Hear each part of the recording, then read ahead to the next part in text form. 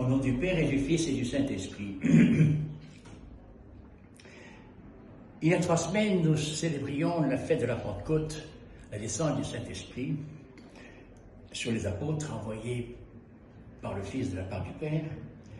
Et le Fils avait prévenu, avant de remonter au Père, il avait dit que je vous enverrai un autre Paraclet qui vous enseignera toutes choses et qui vous fera souvenir de ce que je vous ai dit.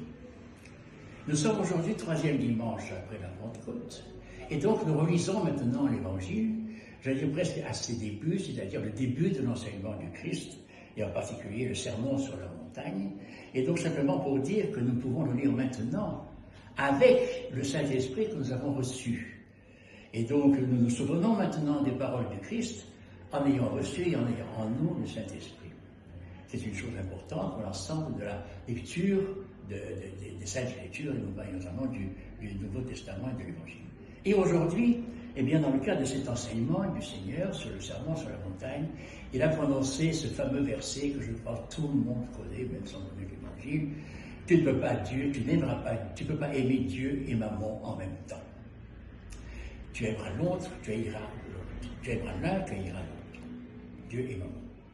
Mammon est presque ici comme une divinité. En fait, Mammon, c'est l'argent, c'est plutôt la richesse d'une manière générale, ce n'est pas les espèces, c'est les richesses.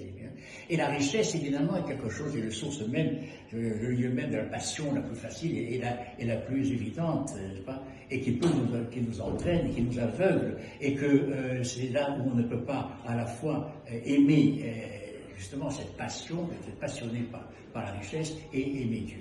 Tout simplement parce que aimer Dieu suppose qu'on se tourne vers lui, qu'on se rapproche de lui, qu'on essaye d'être participant à son amour, comme lui, d'un temps que cette chose, c'est de participer lui-même à notre amour qui est en nous, qui nous a été donné précisément par le Saint-Esprit.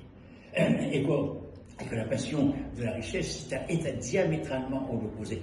Je dirais même que c'est la seule opposition radicale qu'il y a dans l'Évangile. La seule, c'est justement le Dieu et la richesse.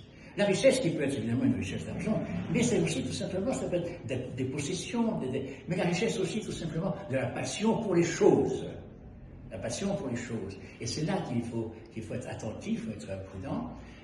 Et c'est ce qui d'ailleurs nous est développé après dans le même évangile où il dit oui, vous êtes quêtés de quoi vous allez manger, comment vous allez être vêtus, vous allez boire, mais cherchez d'abord le royaume des cieux et tout cela vous sera donné par surcroît. Si c'est peut-être pas évident à saisir cela et à faire nôtre cela, je crois que ce qui est important en tout cas, c'est en effet pour arriver à cheminer dans la vie, et bien sûr que nous devons travailler, bien sûr que nous devons pouvoir manger, c'est évident. On ne peut pas demander aux gens de ne plus manger. Les moines peuvent le faire parce que c'est leur choix, mais sinon ce n'est pas possible.